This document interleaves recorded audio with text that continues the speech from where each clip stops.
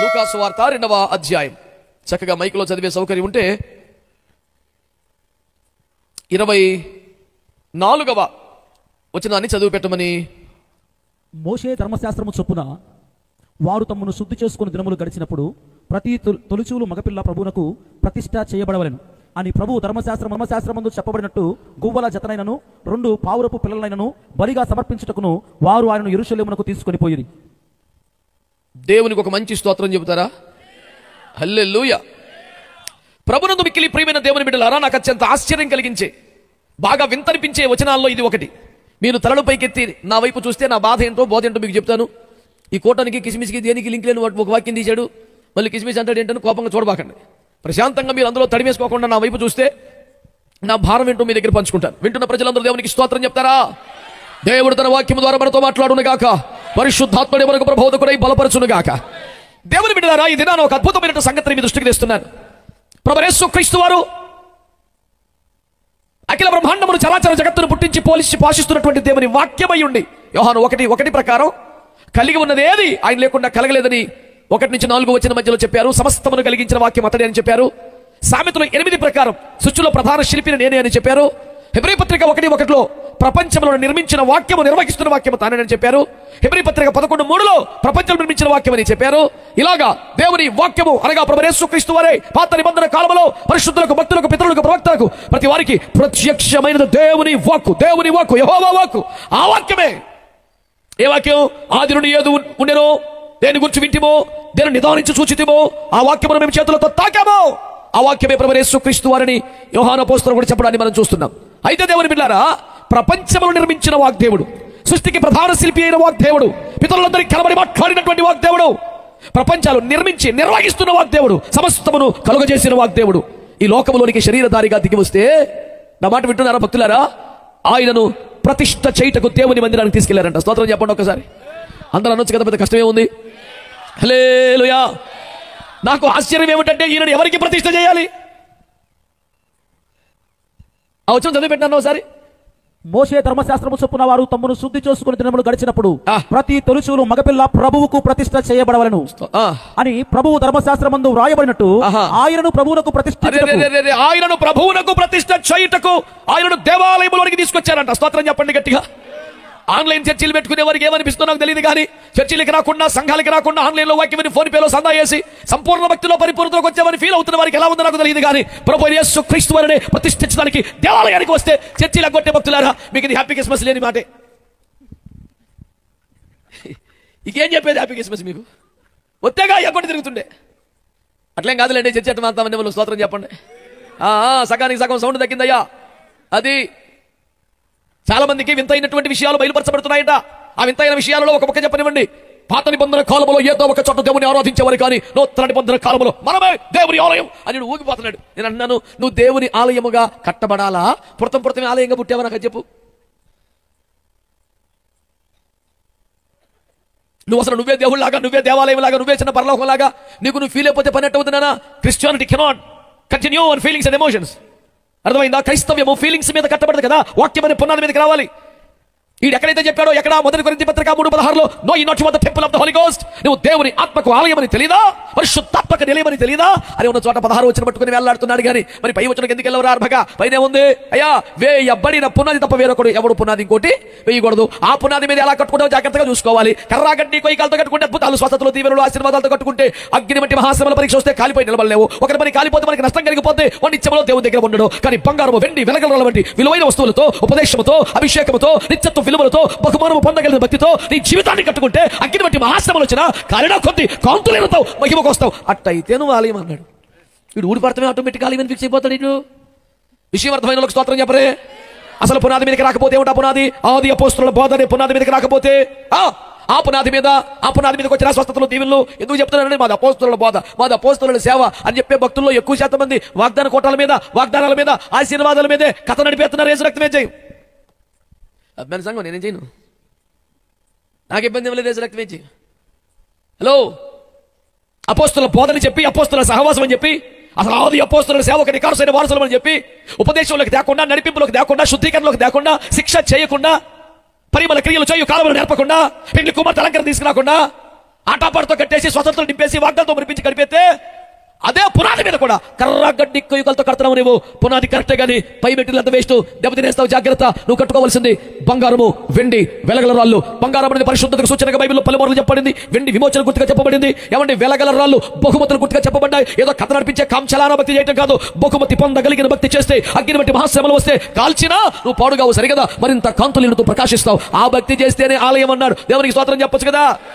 Hebrew పత్రిక 3:6 ధైర్యమును, ఉత్సాహమును, నిరీక్షణను తుదమట్టుకు చేపట్టిన మనమే దేవుని ఆలయం, దేవుని ఇల్లు. అసలు ధైర్యము వహించవలసిన పరిస్థితి కొట్టదు. చుట్టూ అభిమానులు ఉంటే, చుట్టూ సంరక్షకులు ఉంటే, చుట్టూ జిందాబాద్ బ్యాచే ఉంటే, చేతి నిండా డబ్బు ఉంటే, అసలు శత్రువే లేకపోతే, అంతా హాయిగా ఉంటే, కీడు వచ్చునని తలంపేలేని ఆనందకరమైన జీవితం కనబడుతూ ఉంటే ఎవరైనా వచ్చి ధైర్యంగా ఉండనని చెప్పే అవసరం ఏముంటుంది? ఇబ్బంది పడే, భయపెట్టే, తరం పడే, బాధాకరమైన పరిస్థితి ఉంటేనే కదా భయపడుతుందని చెప్పాలా? నువ్వు ధైర్యము వహించుము అనే మాట చెప్పాల్సి వస్తుందంటే ధైర్యమును కోల్పోయే పరిస్థితులు ఉన్నాయని కదా అర్థం. అలాంటి పరిస్థితులు కూడా ధైర్యంగా ఉంటేనే నిరీక్షణ వలన కలుగుతున్న ఉత్సాహం. పరిస్థితులు బట్టి కాదు, వర్తమానం చూస్తే కాదు. దేవుడు ఉన్నాడు, ఏదో ఒకటి చేస్తాడు, నిత్యములు బహుమానిస్తాడు, మహిమలోకి తీసుకెళ్తాడు అనే ఒక నిరీక్షణ ఉందే, ఆ నిరీక్షణ వలన ఉత్సాహం కలుగుద్దంట. ఆ ఉత్సాహం కలిగి ఉంటే అప్పుడు నువ్వు దేవుని ఆలయం. మాట్లాడలేదు భక్తులు. ఎఫెసీ పత్రిక 2:20 ప్రకారం క్రీస్తు యేసే ముఖ్యమైన మూలరాయి ఉండగా అపోస్తలుల ప్రవక్తలు వేసిన పునాది మీద మీరు కట్టబడుతూ దేవుని ఆలయం మగుటకు అభివృద్ధి పొందుతున్నారు. ఆ అనుభవాలకు వస్తే నువ్వు ఆలయం అవుతావు. ఇప్పుడు చెప్పండి, ఆ పునాది మీదకి రావాలంటే ఏం చేయాలి? కర్రాగడ్డి కైకాలు కాకుండా వెండి బంగారం వెలగలతో కట్టబడాలంటే ఎక్కడికి రావాలి? హలో, దేవుని ఆలయం అభివృద్ధి పొందాలంటే ఎక్కడికి రావాలి? పేతురు 1:2 మీరు సజీవమైన రాళ్ల వలె ఉండి దేవాలయం మగుటకు కట్టబడుతున్నారు. నువ్వు ఇంటికాడ కూర్చొని సోఫాలో కూర్చొని చికెన్ పకోడీ తినుకుంటా, హలో నేనే దేవుని ఆలయం అనే ఫీలింగ్లో బతకొద్దని. నీవు దేవుని ఆలయముగా కట్టబడుట కొరకే ఈ దర్శనము, ఈ ప్రత్యక్షత, ఈ అభిషేకము కలిగి సేవ చేస్తున్న ఏదో ఒక దైవజనుడు పనిచేస్తున్న మందిరానికి వెళ్ళాలని, ఆలయంగా కట్టబడాలని, అప్పుడే దేవుడు నీలో నివసిస్తాడని, దేవుడు నీలోకి దిగి వస్తేనే నువ్వు రేపు పొద్దున్న దేవుడి దగ్గరికి వెళ్ళే ఛాన్స్ ఉంటుందని. ఈ లోపు ఊహల్లో బతికితే కొంపలంటి పోతే అని మనవి చేస్తున్నాను. అంగీకరించిన అవునను, ఆమెను, స్వాతంత్రం ఏదో అనండి. ఓ పక్క టైం అయిపోతుంది, మీరేమో మాట్లాడలేదు. స్తోత్రం చెప్పండి గట్టిగా. హల్లెలూయా.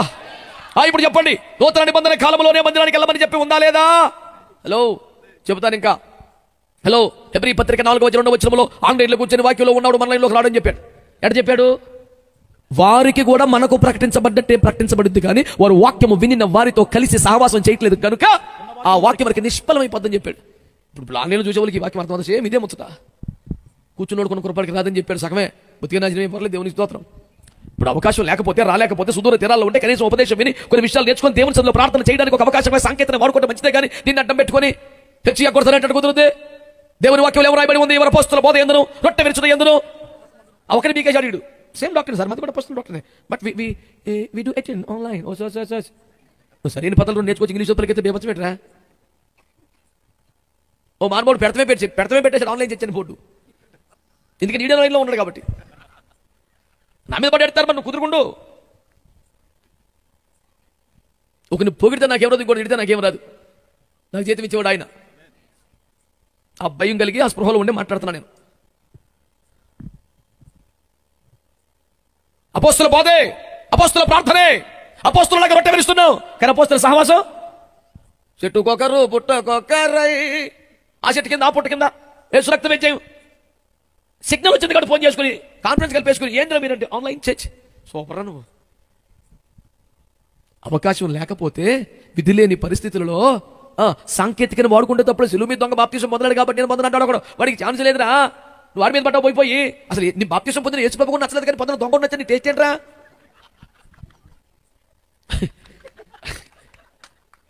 ఫిరంగిపురం వారికి బాగా నచ్చినట్టుంది విషయం. ఇక ఆ ఊర్లో ఫిరంగిలు పిలుస్తాడు, వెళ్ళి దేవునికి స్తోత్రం చెప్పండి. హల్లెలూయా.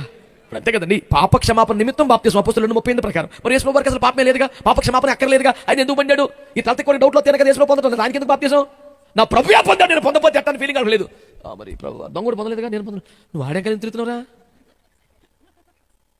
అదే తోడికి దొంగడు నచ్చినందుకు యేసు ప్రభువు నచ్చలేదు అడిగి. ఈ టేస్ట్ మండి పోను. ఈ రకమైన ఒక సంఘం పెట్టి ఎట్ట బతుకుతాను చెప్పండి. నేను తో అని ఉందండి, ఒక చోట రాసుకొచ్చాడు ఒకడు. నేను తో ఉంది కాబట్టి నేను సెలకరింపించేస్తాను అన్నాడు. నేను తో అంటే ఒక సంఘం పెట్టేసి, లో అంటే ఒక సంఘం పెట్టి ఎట్లా మీరు ఎటో సంఘం పెట్టా? దేవుని పిలుపు ఉంటే, దర్శనం ఉంటే, ఏర్పాటు ఉంటే, దేవుని పంపబడితే, హస్త నిక్షేపం జరిగితే, అపోస్తలుని పంపితే ఎల్లో ఏం పర్లేదు. నీకు అట్లా ఆలోచన వచ్చింది కాబట్టి రోడ్డుకి ఎత్తవక పేరు చెప్తే బాగోదు, కానీ దగ్గరలోనే ఎంతగా నీకు కొడబాక. నన్ను పెద్ద సంఘం కట్టాడు ఒక ఆయన.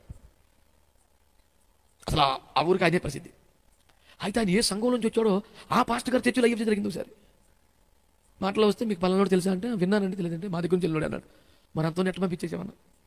నేను ఆడు పంపి పాట అడిగితే ఇప్పుడు వద్దులేరా మళ్ళీ వారు తెలిసి చచ్చి పెట్టేశాడు అన్నాడు. నువ్వు చెప్పాక మైకిలో గుర్తొచ్చేసింది పిల్లడికి. పాట అడిగితే ఇవ్వలేదన్నాను, గుడి పెట్టేశాడు.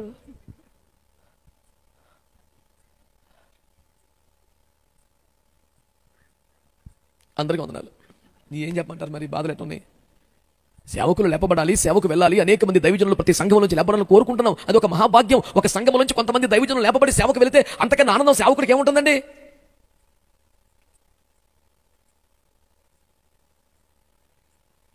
కానీ సక్రమ పద్ధతిలో కదా. దావీదు కుమారుడు అబ్షాలోము రాజు అయితే సంతోషం, కానీ తండ్రి సావుగొట్టు రాజు అవుతానంటే ఎట్లా నువ్వు? యువరాజా మరే, కానీ అసలు రాజుగారిని చంపేస్తున్నాడు. యువరాజు అవుతాడు, ద్రోహి అవుతాడు, దుర్మార్గుడు అవుతాడు. ఇంకా 3 పదాలు ఉన్నాయి, వదిలేసాను ఈ పూటకి. దేవునికి స్తోత్రం చెప్పండి. చెప్పరే, ఇంటికి గుడికి వెళ్ళాలా వద్దా? అది నేనంటాం కాదు. హెబ్రీ పత్రిక 10:24 ఏముందో చూసుకోండి. అక్కడ ఏమన్నాడు? కొందరు మానుకొనుచున్నట్టుగా సమాజముగా కూడుకున్నట్టు మానగా. ఇలాంటి అద్భుతమైన లాజిక్లు పనికి మళ్ళీ తెలివితేటలు సూపర్ పాయింట్లతో చాలా మంది మాంటున్నారా? కొందరు మానుకొనుచున్నట్టుగా సమాజముగా కూడుకున్నట్టు మానక యేసు క్రీస్తు 2వ రాకడ దినము సమీపించిన మీరు చొచ్చిన కొలది. ఇది వరకు ఇట్లాగా వారానికి ఒకసారి కాదు, మరి ఎక్కువగా కూడుకుంటారా బాబు నీ వాక్యం చెప్తుంటే. ఎక్కడ తిరుగుతున్నట్టు ఏంటాడు? మురుగా ఎగ్గొట్టి తిరిగింది చాలక ఇదేమంటాడు మళ్ళీ, నేనే దేవుని ఆలయం అంట. తప్పు కదా? స్తోత్రం చెప్పండి. చెప్పరు మీరు అసలు ఏంటండి? అసలు ఎప్పుడు స్తోత్రం చెప్పని నామకర్తలు కూడా క్రీస్తు నాడు పుట్టిన నల్లుడు అన్నారు సీతంలో. పొద్దుముకులు చెప్పే మీరు ఎందుకు సైలెంట్ కూడా నాకు అర్థం కాదు. అప్పుడప్పుడు అలా మౌనంగా ఉంటుంది ఒక మెయింటెనెన్సా. అట్లాంటి మానేయండి, సంతోషంగా స్తోత్రం చెప్పండి. హల్లెలూయా, హల్లెలూయా. కనుక దేవుని మందిరం ప్రకటన గ్రంథం 11:1 వచనంలో దేవుడు ఒక దేవదూతని పంపి నువ్వు దేవాలయం కొలత వేసి అందులో పూజించమని లెక్క పెట్టుకున్నామని చెప్పాడు. అది కూడా పాత నిబంధన కాదని మనం చేసుకున్నా. హెబ్రీ 10 పాత నిబంధన కాదు, హెబ్రీ 4 పాత నిబంధన కాదు. నేటి మన మూలవాక్యం లోకాసు వార్త 2 కూడా పాత నిబంధన కాదని మనం చేసుకుంటున్నాను. భక్తులందరికీ వందనాలు. మాట్లాడరా? పోనీ ఏదో చిన్నప్పుడు తెలియకుండా తీసుకెళ్ళారు, కానీ యేసయ్య అంటే నీ జ్ఞానం కనుక ఆ జ్ఞాన పరమాత్మ వయసు వచ్చిన తర్వాత, జ్ఞానం పెరిగిన తర్వాత, ఓరి అమాయకులారా మందిరం గెలుడు ఎందుకురా, మనమే మందిరము అని ఉద్బోధించనా? లేదు. యేసు వాడుకు చొప్పున దేవాలయం వెళ్తున్నాడు. కొట్టా మంచిగా చెప్పండి, డబ్బులు కొడతావు. వేసుకోకుండా వాడికేంటి? ఆన్లైన్లో కూర్చొని ఇన్నేసి ఫోన్ పేలో సందా కొడతాం కదయ్యా. నేర్చుకోకుండా డైలాగులు. సాంకేతికను వాడుకోండి. ఇప్పుడు సాంకేతిక పరిజ్ఞానం కదా, ఇది సాంకేతిక పరిజ్ఞానం కదా, వాడండి. ఎవరు వద్దన్నారు? దేవుని సన్నిధిలో నువ్వు కనబడవలసిన అవసరం ఉంది. యేసు ప్రభు వారినే తండ్రి దేవునికి ప్రతిష్ఠ చేయడానికి దేవాలయానికి తీసుకెళ్తే నువ్వు వెళ్ళక్కర్లేదని సిద్ధాంతం ఎట్లా కూర్చున్నావు? నీ సౌకర్యం ఉంది కాబట్టి. ఆదివారం ప్రశాంతంగా తీర్మాడుకుని 3 రకాల జీవరాశులు తెచ్చుకొని వండించుకొని చోపలో కూర్చొని తినుకుంటా టీవీలో ఎవడో ఒక వాక్యం వినొచ్చని నువ్వు ఫిక్స్ అయిపోయావు కాబట్టి. ఆదివారం ఉత్తి ప్రసంగమే కాదు బాబు, సహవాసం ఇంపార్టెంట్. హలో, హెబ్రీ పత్రిక 10:25 ఏం చెప్పాడు? ప్రేమ చూపుటకును సత్కారము చేయుటకును ఒక్కరినొక్కరు పురి కొలుపుటకు కూడుకోవాలని చెప్తున్నాడు. విశ్వాసాలు ఒకరినొకరు ఎంకరేజ్ చేసుకోవాలి, బలపరచుకోవాలి, ప్రోత్సహించుకోవాలి, రేపాలి, రెచ్చగొట్టాలి. ఇన్ని ప్రోగ్రామ్స్ ఉంటాయి ఆదివారం. అయ్యాం లేదంట. నేను జాయిన్ అయ్యానుగా. ఎందులో జాయిన్ అయ్యాడంట? మరి బాబు యేసు ప్రభు చర్చికి వెళ్తున్నాడు నాయన, నీకు అర్థమవుతలేదు అంటే వెళ్ళాడు కనయ్యా. వెళ్ళి ఇది కాదు అసలు మందిరం, మనం రానక్కర్లేదు, మనం ఎవడు కడిగే మందిరం అని చెప్తా వెళ్ళాడా? కొందరు మానేస్తున్నారా, మానబాకంటారని చెప్తున్నాడు. మంచి ఒక్కరూ స్తోత్రం చెప్పరు. హల్లెలూయా, హల్లెలూయా. సరే, ఇంతవరకు మనం నేర్చుకున్న ఉపదేశం ప్రకారము ఇన్ని వచనముల రుజువులతో తేలుతున్న ఫలితార్థమేమనగా మనము దేవుని మందిరం నిర్లక్ష్యం చేయకూడదు, మందిరాలు అనవసరమని చెప్పకూడదు, పాత చింతకాయ పచ్చడిని తోసి పాడేయకూడదు. ప్రభు రాకడ వరకు దేవుని లెక్కలో చేర్చబడినట్లుగా దేవాలయంలో దేవుని పూజించువారముగా, ప్రార్థించువారముగా, ఆరాధించువారముగా మనము సంఘములుగా కొనసాగాలి అనేది మొదటి పాయింట్. దేవునికి స్తోత్రం కలుగునుగా. సరే, ఇక 2వ పాయింట్కి వద్దాం. దేవాలయం వెళ్ళాము, సరే ఏం చేద్దాం? మన సూట్లయ్యో, మన పరిచర్లయ్యో, మన బంగారం ఏదో వేసుకెళ్ళి చూపిద్దాం జనాలకి. అసలు ఈ ప్రదర్శన కొరకే మందిరానికి వెళ్ళే మహాభక్తులు ఉన్నారని వినికిడి. ఇక్కడ ఉండలేదో తెలియదు, జనం చెప్పుకునే మాట చెప్తున్నాను మీకు. రోజు ఏదో ఊరు వెళ్తుంటాం కదా, మేము తింటూ ఉంటాం. అక్కడ పాస్టర్ గారు వాక్యం చెప్తా ఉంటే ఆ వాక్యంతో అవును ఆమె ప్రైతులాడు అని అంత ఖాళీ లేకుండా ఎంత ఏడమన్నావు? ఆఫర్లో వచ్చిందా? ఏంది 10,000 పెట్టా బావు? సర్లే కానీ నా ఉంటే నాకు కూడా SMS పెట్టు. శ్రద్ధగా వినాలి. విన్నాం. వీడి సంభాషణ అయిపోతే ఇంకా వాక్యం అవ్వలేదని నేను కావలేదంటారా? వాక్యం వీడు వచ్చిన పని అయిపోయింది, రేటు తెలిసిపోయింది, స్టిక్కర్ చూశాడుగా. పానికి మాలి పనులని అందుకే తగలబడేది మనం దేవుని సన్నిధికి. చెత్త దహించబడాలి అంటలేదు ఆమెనని. ఈ దరిద్రాన్నంతా చెప్పు రోజుల చోట బయట వదిలేయి. దేవుని సన్నిధిలోకి ప్రశాంతంగా రా. నీ హృదయమును పానార్పణంగా దేవుని సందులో క్రమరించుకో. ఆ మై మర్చిపోయి దేవుని ఆత్మతో సత్యముతో ఆరాధించుకో. సాత్వికము కలిగిన మనసుతో దేవుని వాక్యాన్ని స్వీకరించో. దేవుని హెచ్చరికను గద్దించిన అంగీకరించో. దైవజనుడు దైవావేశుడు ఖండించిన, గద్దించిన, తప్పు దిద్దిన, నీతిని శిక్ష చేసిన అప్పగించుకో, సరి చేసుకో. శుద్ధ సవర్ణముగా మార్చబడి పెండ్లి కుమార్తెగా అలంకరించబడి పరిమళ కిరీటం సంపూర్ణ చేసుకుని ప్రభు అక్కడికి పెండ్లి కుమార్తెగా తయారైపో. దేవునికి స్తోత్రం కలుగును గాక. హల్లెలూయా. ప్రభునందు మిక్కిలి ప్రియమైన దేవుని బిడ్డలారా, మందిరానికి వెళ్ళామా వచ్చామన్న నామకార్థంగా ఆదరణ వేసుకోవడానికి మాత్రమే వచ్చి వెళ్ళిపోకుండా, ఎందుకంటే గుడికొచ్చే వాళ్ళందరూ మరి నన్ను ఎంత బాధపడతారు తప్పదు. దేవదూతలు దేవుని సన్నిధిని కనబడుతున్న మన అపవాది కూడా వచ్చాడంట. ఉందా బైబిల్లో లేదా? యోబు 1:5 లేకపోతే కనుక దేవుని సన్నిధికి వచ్చే వాళ్ళందరూ దేవదూతలు కాదని యోబు 1:5 ఉంది. నాయకు చూడబాకు నువ్వు పద్దాక స్తోత్రం చెప్పండి. మా వాళ్ళకైతే వాక్యం అంటే ఇష్టమే కానీ చిన్న టెన్షన్ ఉండదు. అన్న ఎందుకు లేను నన్ను కొంచెం వెనక్కరా అని లాగుతుంటారు నన్ను వెనక్కి. ట్రై చేస్తున్నారు కానీ అట్లా పని కొన్ని చోట్లకి వెళ్తా. అన్నా నువ్వు ఎందుకన్నా నువ్వు అసలు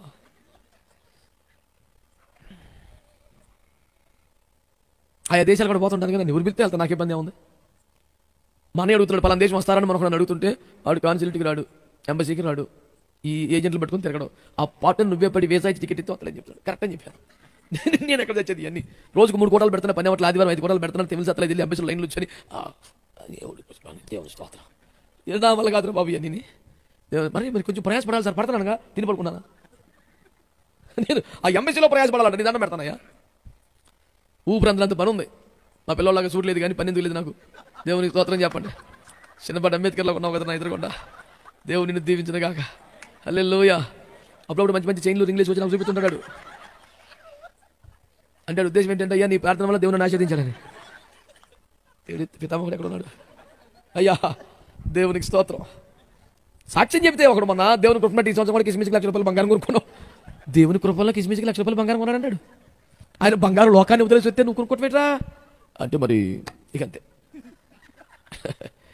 పిచ్చి పిచ్చి పనులన్నీ మాట్లాడతారు. ఏమంటే యేసయ్యని మహిమ వదిలేశాడా? పరలోకం వదిలేశాడా? మహిమ స్వరూపాన్ని వదిలేశాడా? దైవ స్వరూపం వదులుకున్నాడు. తండ్రి విషయాలు అన్ని వదులుకుంటే దాని పేరు క్రిస్మస్. అన్ని తగిలించేసుకుంటే కిస్మిస్ ఏంటి అర్థం లేకుండా విషయం అర్థం ఎవరన్నా ఆమె అంటామో స్తోత్రం అంటామో. దేవునికి స్తోత్రం కలుగును గాక. హల్లెలూయా. ₹1,00,00,000 మాట చెప్తున్నాడు. మందిరానికి వెళ్దామా, పాటలు పాడదామా, ఆరాధన చేద్దామా, కానుకలు ఇద్దామా, ఇవన్నీ సూపర్. దీనికి మించిపోయిన ఒక మాట చెప్తున్నాను. దేవాలయంలో ఆయనను తండ్రికి ప్రతిష్ఠించకెళ్ళారట. ఈ రాత్రి నా సందేశంలో కీలకమైన పిలుపదే. మా ప్రభువును నమ్మిన బిడ్డలారా, మందిరానికి వెళ్తున్న వాళ్ళారా, దేవునికి ఆరాధించడానికి వెళ్తున్నారు, పాటలు పాడుతున్నారు, కానుకలు ఇస్తున్నారు, సేవకులు గౌరవిస్తున్నారు, వాక్యాన్ని స్వీకరిస్తున్నారు. ఇంకెంతకాలం మిమ్మల్ని మీరు దేవునికి ప్రతిష్ఠించుకోకుండా బతుకుతారు? ప్రభు రాకడ సమీపంగా ఉంది. వ్యక్తిగతంగా నీకు పిలుపు వస్తే అది ఎప్పుడో ఎవరికో ఎక్కడ ఎవరికి తెలియదు కదా. ప్రతివాడు 40 ఏళ్ళు బతుకుని ఉందా? ప్రతివాడి కార్యములు చేస్తేనే పిలుపు ఉంటుందనుందా? అకస్మాత్తుగా ఏ జబ్బు లేకుండా మాకెంతో ప్రియమైన కుటుంబం, ఒక దైవజనుడి భార్య ఆస్ట్రేలియాలో గత వారంలో ప్రభువును నిద్రించారు. వారి సమయాలు మన సమయాలు వేరు కనుక నేను ఆన్ చేసే పాటికి విస్తారమైన మిస్డ్ కాల్స్ ఉన్నాయి. వాళ్ళు మళ్ళీ కాల్ చేస్తే చాలా దుఃఖపడుతున్నారు. అయ్యా పాస్టర్ గారు ప్రభువును నిద్రించారు. అయ్యో ఎంత వయసు అంటే 48 సంవత్సరాలు. ఏమైంది? హార్ట్ అటాక్ వచ్చిందా? లేదయ్యా. ఏమైనా స్ట్రోక్, ఏమైనా జబ్బు ఉందా? ఏమైనా రెగ్యులర్ హెల్త్ చెకప్స్ ఉంటాయండి మాకు ఇక్కడ. ఎవ్రీ 6 monthsకి it's mandatory to go for all health checks. చిన్న కంప్లైంట్ కూడా లేదండి. మంచిగా నిద్రపోయింది. పొద్దున్న లేచి 5 గంటలకి స్తోత్ర ప్రార్థన లేపుతుంటే పలకట్లేదని కలిపి చూస్తే చచ్చిపోయింది. అసలు ఏమైందో అర్థం కావట్లేదు అని ఎంతో దుఃఖపడుతున్నారు. నేను ఎందుకు ఈ సందర్భాన్ని జ్ఞాపకం చేశానంటే, ఒక వ్యాధి వచ్చింది కాబట్టి చచ్చిపోతామనో, నాకు ఏ వ్యాధి లేదు కాబట్టి ఉంటామనో, రెండో అమాయకమే కదా. సురేష్ గారు ఉన్నప్పుడు రామగుండంలో ఒక మందిరంలో ఆదివారపు ఆరాధనలో ఒక మందిరంలో వాక్యం చెప్తున్న ఒక మాట అన్నారు. చాలా వివాదమైంది ఆ మాట అప్పట్లో.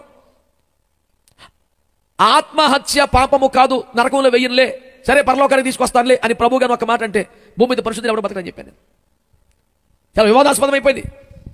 పెద్దగా బుర్ర ఎదగని పిల్లకాయలంతా టెన్షన్ పడ్డారు. అంటాడా ఏం మాట్లాడుతున్నాడు? ఎందుకంటే పరిశుద్ధులు ఎవరికి భూమి మీద జీవనం ఇష్టం కాదు, ఎవరు కోరుకొని బ్రతకరు, అటు వారికి లోకం తగింది కాదని చెప్తాను. నేను కూడా 2004లో రాసిన పాట, నిన్ను వీడి ఉండలేక నిన్ను చేరు గడియ రాక మంటి గుడిలో ములుగుతున్నారు, రొమ్ము త్వరగా సంఘవరుడు అని పిలుపునిచ్చాను. దేవుని కోరుకున్నాను. ఇక్కడ ఉండబుద్ధి కాదు, వత్తకేమో లైసెన్స్ లేదు. పరిశుద్ధంగా హాయిగా ఉండాలనుకోవాలి. పౌలు గారు కూడా నేను ఇప్పుడే రెక్కలు తగ్గించి వెళ్ళిపోవాలంటే కానీ మీ గురించి ఉంటున్నారు బాబు, కుదురుతలేదు, ఇక్కడ వెళ్ళిపోతా ఉన్నది నాకు అన్నాడు. చావు నాకు లాభం అన్నాడు, ఆదాయం అన్నాడు. ఆయన పిలిస్తే వెళ్ళాలి తప్ప సొంతంగా వెళ్తే నరకంలో పడి నాశనం అయిపోవటమే. నేను ఆరోగ్యాన్ని కావాలని నిర్లక్ష్యం చేస్తున్న వారు తెలియని, ఇప్పుడు ఆయనకి కిడ్నీలో సమస్య వచ్చిందని కోరుకున్నాడా? కావాలని చేశాడా? కాదు, ఒక శ్రమ అనుమతించబడింది.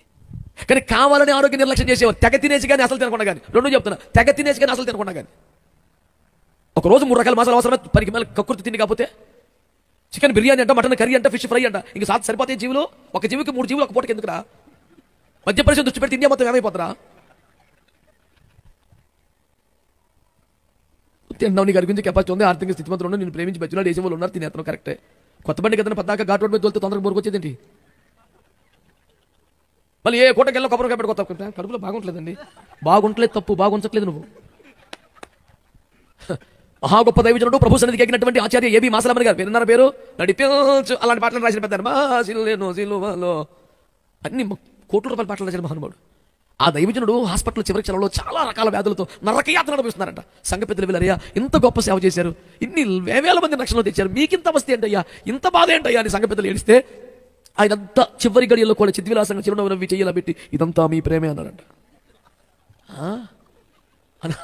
అలా ఆశ్చర్యపోతే వద్దంటే నిన్నారు, కొంచెం వేసుకోండి అయ్యా, కొంచెం వేసుకోండి అయ్యా, మీకోసం ఉండేమయ్యా, కష్టపడి చేసామయ్యా, నన్ను సాగు కొట్టారు కదా మీరు అన్నాడు.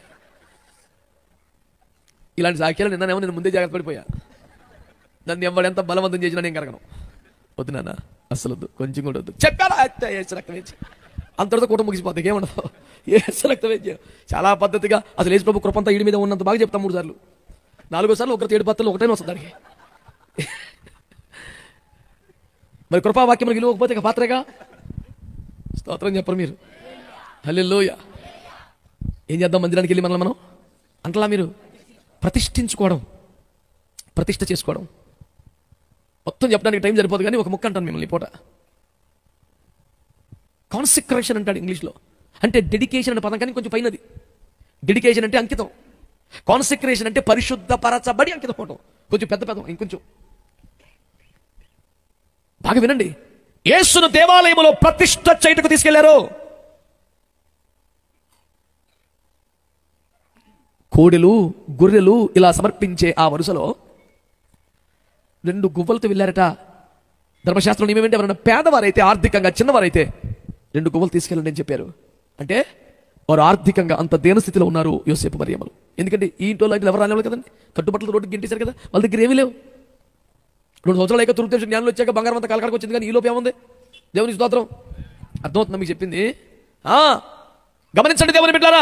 అంటే అంత పేదరికంలో కూడా, కనీసం ఖర్చులు లేని స్థితిలో కూడా, ఒక మంచి అర్పణ ఇవ్వలేని దశలో కూడా వారు బాలుని దేవునికి ప్రతిష్ఠించడానికి దేవాలయానికి తీసుకొచ్చారు. నువ్వు ఏదైనా కారణాలు చెప్తున్నావేమో, వీలవ్వలేదండి, కొన్ని ప్రాబ్లమ్స్ ఉన్నాయండి, కొంచెం కుదురుతలేదండి, రెసిడెన్షియల్ స్కూల్ అండి, ఈ మాట్లాడదో దేవునికి మన బిడ్డలను ప్రతిష్ఠ చేయవలసిన అవసరం ఉందని, మనము దేవునికి ప్రతిష్ఠించుకోవాల్సిన అవసరం ఉందని నేను మీకు జ్ఞాపకం చేస్తున్నాను. అంటే ఏదో డబ్బులు చెల్లించమని కాదు, జీవితాన్ని దేవునికి అంకితం చేయమని వాక్యం మాట్లాడుతుంది.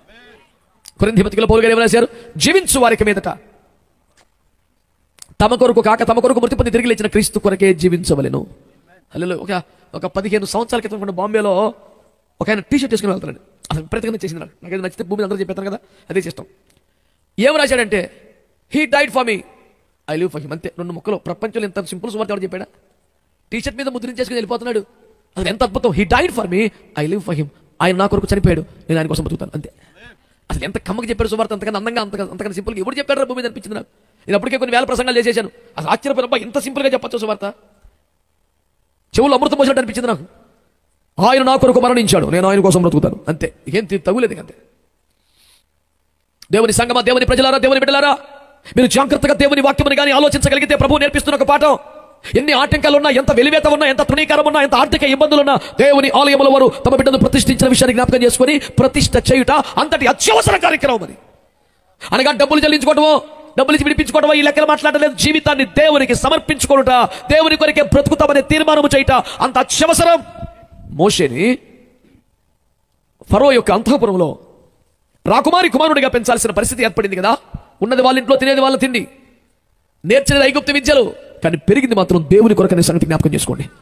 బ్రతకండి, చదవండి, ఉద్యోగాలు చేయండి, ఏమి చేసినా దేవుని కొరకు బ్రతకండి. అలా బ్రతుకుతామని ప్రతిష్ఠ చేసుకోండి. ఇది నేను మీకు చెప్తున్న ఉపదేశం. దేవునికి స్తోత్రం కలుగునుగా. మొదటి మాట ఏమిటంటే, దేవుని మందిరాన్ని నిర్లక్ష్యం చేయకండి, తప్పనిసరిగా వెళ్ళండి. రెండవ మాట ఏంటంటే, మందిరానికి వెళుతున్న మీరు ఏదో ఆరాధించి కానుకలు ఇచ్చి వచ్చేయకండి. మిమ్మల్ని మీరు దేవునికి మీరు ప్రతిష్ఠ చేసుకోమని ప్రభు పేరట మీకు మనవి చేస్తున్నాను. స్తోత్రం చెప్పండి గట్టిగా. హల్లెలూయా, హల్లెలూయా. సమయం మించిపోతా ఉంది బిడ్డలారా. ప్రతిష్ఠ చేసుకోవడానికి సంబంధించి ఒక మాట మీ దృష్టికి తెచ్చే ప్రయత్నం చేస్తాను. చూడండి, నిర్గమకాండంలో 32వ అధ్యాయం 26వ వచనం. అందుకు మోషే పాళెం యొక్క ద్వారమున నిలిచి, యెహోవా పక్షమున ఉన్న వారందరూ నా యుద్ధకు రండి అనగా, లేవీలందరూ అతని యుద్ధకు కూడి వచ్చిరి. స్తోత్రం చెప్తారా? తలలు పైకెత్తి నా వైపు చూస్తే ఈ మాట వినండి ప్రియులారా. దేవునికి మహిమ కలుగును గాక. హల్లెలూయా. లేవీయులు యెహోవా సేవ చేయడానికి ప్రత్యేకించబడ్డారనే మాట మనం వింటుంటాం. 12 గోత్రముల వారుగా లేవీయులే గుడారమును వేయవలెను, లేవీల గుడారమును విప్పవలెను, లేవీల గుడారమును మోయవలెను, లేవీల గుడారమును కాపాడవలెను. గుడారము చుట్టేవరి నివాసములు వేసుకుని లేవీల పాలెమని పేరు పెట్టుకుని అక్కడే బ్రతకవలెను. గుడారమును బలిపీఠం వద్ద చేయుచున్న సేవలలో వచ్చు సర్పరవలని బ్రతకవలెను. మొత్తం గుడారమే, మందిరమే, ఇంకో లైఫే లేకుండా చేసే వాళ్ళకి. ద్వితీయోపదేశకాండం 33లో మాట్లాడుతూ ఏమన్నాడు మోషే గారి ద్వారా? వారు ఇశ్రాయేలుకు న్యాయ విధులు చెప్పాలి, వారే బోధించాలి, వారే కట్టడలు విధించాలి. అంత వాళ్ళే. సంఖ్య 18 ఏం చెప్పాడు? మీ దశమ భాగం బట్టి ఇలా చేతులు పెట్టమన్నాడు. గౌరవం వాళ్ళకేనా? ఆశ్రయించాల. 24 సంఖ్య 24 లేవీని ఈ విధంగా దీవించాలి. 6వ అధ్యాయం 24వ వచనంలో దీవించాలి. దీవించేదాలేనా? బోధించేదాలేనా? కానుక తీసుకునేదాలేనా? అన్నాలేనా? ఎందుకంటే అట్లా చేశారు? దేవునికి అందరూ సమానమే కదా. ఓ గోత్రం అంటే పైకి లేపడం ఏంది? అందరికీ సమన్యాయం చేయాలి కదా.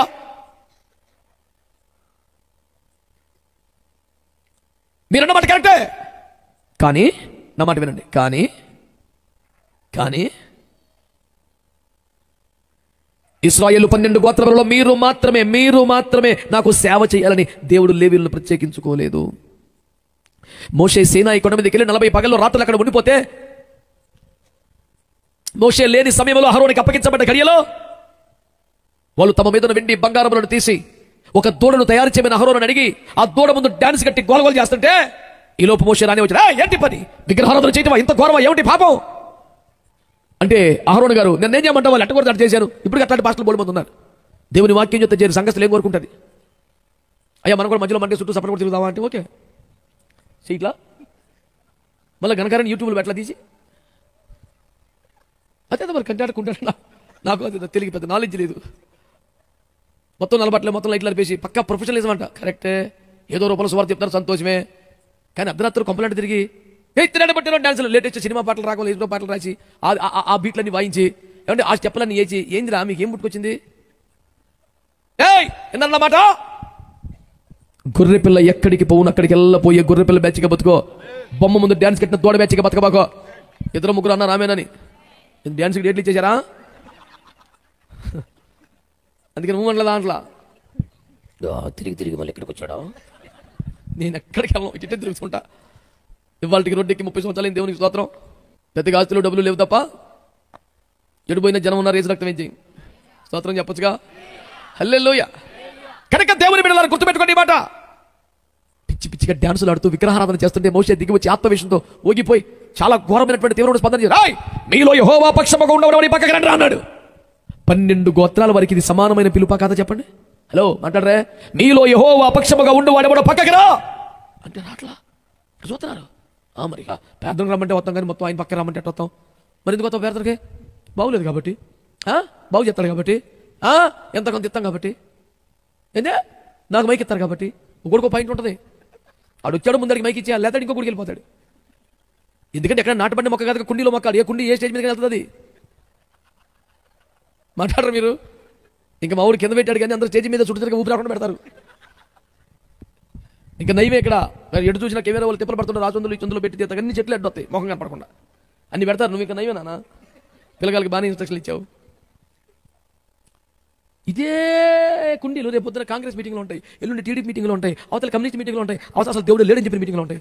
ఏమే కుండి నేను నచ్చత కలవగదే ఇచ్చరికి ఎలా వచ్చిందో కుండీకి 200 ఎవడితే అక్కడ తీసుకెళ్తారు. సప్లై కంపెనీ వాడు స్టేజ్ చేసినట్టే కాదా? ఏదో ప్రాణగంధ మర్మలా చూస్తారేంటి? కాదేంటి? ఎవడెత్తిపోతాడు?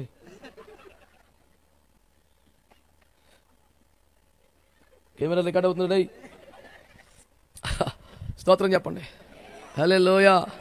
జాగ్రత్తగా కడుపులో పెట్టుకుని ఈ మాటలో మీలో యెహోవా పక్షముగా ఉండేవాడు ఎవరు అంటే ఎవరు కదలేదండి. అసలు ఒక్క లేవీలు మాత్రం వచ్చి మోషే పక్కన నిలబడ్డారు. అయినా సరే వెంటనే పోస్ట్ ఇవ్వాల. వెరీ గుడ్ శభాషన్లా. అప్పుడు అన్నాడు, చదువు 29. ఏలయనగా మోషే వారిని చూచి నేడు యెహోవా మిమ్మును ఆశీర్వదించినట్లు నా పక్కకు వచ్చారు కాబట్టి ఆశీర్వాదాలు ఎవరు రావు. నిజమైన ఆశీర్వాదం మీకు రావాలంటే మీలో ప్రతివాడు తన కుమారుని మీద పడియే గాని తన సహోదరుని మీద పడియే గాని యెహోవాకు మిమ్మును మీరే ప్రతిష్ఠించుకోనండి. కొంచెం ఓపిక చేసుకొని చప్పట్లు కొడతారా? కొట్టు. దేవునికి స్తోత్రం కలుగును గాక. నేడు యెహోవా మిమ్మును ఆశీర్వదించున్నట్లు 10,000 ఇచ్చి వారికి వెళ్ళరా, 1,00,000 రూపాయలు ఇచ్చి వారికి వెళ్ళరా. కష్టపడి క్యాలెండర్ వేసాడంటే బాబు. క్యాలెండర్ ఇదిగో మొదటి క్యాలెండర్ 1,00,000 ఇచ్చే వరకు వెళ్ళరా అంటే పిచ్చి సొమ్ము దోచేసి దాచేసిన జక్కీలు బోల్బంది తగలబడ్డారు. అడికి ఏం పోయింది? నేను 1,00,000 వచ్చాడు. ఆయన చూసిన నీతిమంతుడు ఈ పాపిస్తోడే ఇస్తే లేదా నేను కూడా ఈడు అమాయకుడు ఈడిచ్చే అట్ట దేవుని కృపలో 100 మంది 100 లక్షలు ఇచ్చారు. 100 లక్షలు అంటే ఎంత? నువ్వు అనవసరం క్యాలిక్యులేటర్ చివరికి వచ్చి అంకెలు ఉద్దేశం టెన్షన్ పడకుండా వదిలేయి. అది అయిపోయింది. ఈ ఆకలి తీరలా సరే అందరి దగ్గర లక్షలు 75,000 ఇచ్చేవారు కలరా అంటే ప్యాన్ మీద వచ్చి అమ్మయ్య ఇది నాదే ఆడొచ్చాడు. వాళ్ళు 50 మంది అయ్యారు. కనీసం 50,000 ఇచ్చేవారు కలరా ఆడొచ్చాడు. అన్నీ అయిపోయినాయి. మళ్ళీ ప్రింటింగ్ ఇచ్చాడు. 2వ ముద్రణలో మొదటి క్యాలెండర్ నా చేతుల మీదుగా ఎవరు తీసుకుంటారు 50,000 అన్నాడు. మళ్ళీ వచ్చారు. చందన బదోసులు బొమ్మన బదోసులు మీటింగ్ పెట్టుకుని ఏడ్చారంటే ఇది ఎవరు మనల్ని మించిపోయాడు వ్యాపారంలో. ఇది ఆడిపోయింది ఆ ట్రైనింగు. పాపిష్టి పనులని ఎప్పుడు మారుతారా? అక్కడ వచ్చేస్తుంది పెన్ మీదకి వచ్చేస్తుంది. అబ్బాయి నేను ముందు చెప్తున్నాను నీకు. ఆ రోజు నెడుతావు మళ్ళీ స్తోత్రం చెప్పండి. ఎందుకు సౌండ్ తగ్గించారు? మందంతా అదే టీమా తమ్ముడా? సడన్గా సౌండ్ తగ్గించారు ఏందన్నా? మంచి వాళ్ళందరూ స్తోత్రం చెప్పండి. హల్లెలూయా. నా మాట అర్థమవుతుందా మీకు? యెహోవా మిమ్మును ఆశీర్వదించున్నట్లుగా ఒక ఎపిసోడ్ స్పాన్సర్ చేయండి. ఓ గజం కొనండి. 20 mm రాట్లు 4 కొనండి. ఏందిరా ఈ పని? ఇప్పుడు ఏం 100 రూపాయలు ఖర్చు పని 100 రూపాయలు ఇరా. నాకు 5 రూపాయలు పడి 90 రూపాయలు మిగులుతుంది. దేవుని స్తోత్రం. పనికి మాలి పని. యెహోవా మిమ్మల్ని ఆశీర్వదించినట్లు ఏం చేయాలా? మిమ్మును మీరు యెహోవాకు ప్రతిష్ఠించుకోండి. హల్లెలూయా.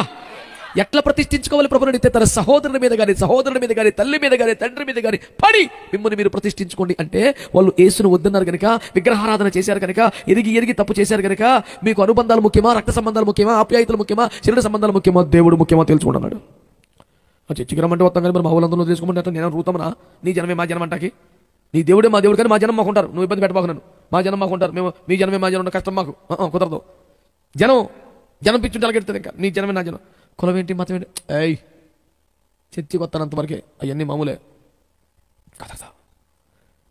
దేవుని కొరకు ఏదైనా వదులుకునే దమ్ము సమర్పణ ఉండాలి. దాన్నే ప్రతిష్ఠించుట అనండి. ప్రతిష్ఠించుట. లేవీలు మాత్రమే ప్రతిష్ఠించుకున్నారు. అందుకని ఏమన్నాడు వాక్యంలో? ఇది మొదలుకొని లేవీలు ఇశ్రాయేలుకు న్యాయ విధులు బోధించాలి, వారే దీవించాలి, వారే గుడారమును మోయాలి, వేయాలి, కాపాడాలి. అన్ని ఆశీర్వాదాలు వాళ్ళకి ఇచ్చేశాడు. దేవునికి స్తోత్రం కలుగును గాక. ఆమేన్. హల్లెలూయా. ఇందు నిమిత్తము తెలుచున్న ఫలితాంతం ఏమనగా మనము దేవుని ఆలయానికి రావాలేను. దేవుని ఆలయమునకు క్రమంగా వస్తేనే దేవుడు నివసించు ఆలయంగా మనము కట్టబడతాం కనుక రావాలి. ఆలయానికి వస్తే సరిపోదు, మనల్ని మనం దేవునికి ప్రతిష్ఠించుకోవాలి. నిజానికి ప్రతిష్ఠించుకున్నట్టుకే రావాలి. ఇక 3వది ప్రతిష్ఠ అంటే మాటలు కాదు, డబ్బులు కాదు, కానుకలు కాదు, అనుబంధాలు, ఆప్యాయతలు. దేవునికి అడ్డొచ్చేదేదైనా తెంపి వేసుకొనగలిగిన సమర్పణే ప్రతిష్టలో కీలకమని వాక్యం చెబుతుంది కనుక మందిరానికి రండి, ప్రతిష్ఠించుకోవటానికి రండి. రక్త సంబంధాల అనుబంధాల ఆప్యాయతలు తెంపుకొని నేను దేవుని కొరకే బ్రతుకుతా, నాకు ఇంకేం అక్కర్లేదు అనే సమర్పణలోకి రావడమే ప్రతిష్ఠ అని వాక్యం చెబుతుంది. అలాగ మిమ్మును మీరు ప్రతిష్ఠించుకోవటం దేవుని చిత్తమని యేసును ఈ భూలోకములు అడుగుపెట్టిన 8వ దినానే ఆయన ప్రతిష్ఠించుటకు మందిరాన్ని తీసుకెళ్లారని, హ్యాపీ క్రిస్మస్ అంటే ప్రతిష్ఠ కాదని ప్రతిష్ఠలకు రమ్మని మనవి చేస్తున్నారు. ఈ దినమున అలాగూ ప్రతిష్ఠించబట్టకు కొంతమందిని తమ్ముడు సేవలో సిద్ధపరిచారు. వాళ్ళ వేదిక తీసుకొస్తే ప్రార్థన చేసి ఈ సభను మనం ముగిద్దాం. దేవునికి స్తోత్రం కలుగును గాక. ఈ ప్రతిష్ఠ ఆరాధనలో మీరు ఏకీభించగలిగితే, మీ జీవితాలు, మీ హృదయాలు దేవునికి ప్రతిష్ఠించుకోగలిగితే మీరున్న చోట మోకరించండి, కళ్ళు మూసుకోండి. ఈ ప్రార్థనలు ఏకీభించండి. కృపగల దేవుని ఆత్మను దర్శించే సమయం. ఎవరు దిక్కులు చూడదు, సమయం వ్యర్థం చేయొద్దు. ఇంతసేపు ఓపికగా ఉండి ప్రార్థన ఆశీర్వాదాలు పొందుకుని వెళ్ళదు. మిమ్మల్ని మీరు ప్రతిష్ఠించుకునే ప్రార్థన పిచ్చి పిచ్చి పనులను మాట్లాడతారు. ఈ వీడియో మీకు నచ్చినట్లయితే లైక్ చేయండి మరియు షేర్ చేయండి. సబ్స్క్రైబ్ చేయడం మాత్రం మర్చిపోకండి. సబ్స్క్రైబ్ బటన్ పక్కనే ఉన్నటువంటి గంట సింబల్ కూడా మీరు నొక్కండి. అప్పుడు మాత్రమే మేము అప్లోడ్ చేసే ప్రతి కొత్త వీడియో నోటిఫికేషన్ ద్వారా మీకు అందుతుంది. Thank you for watching.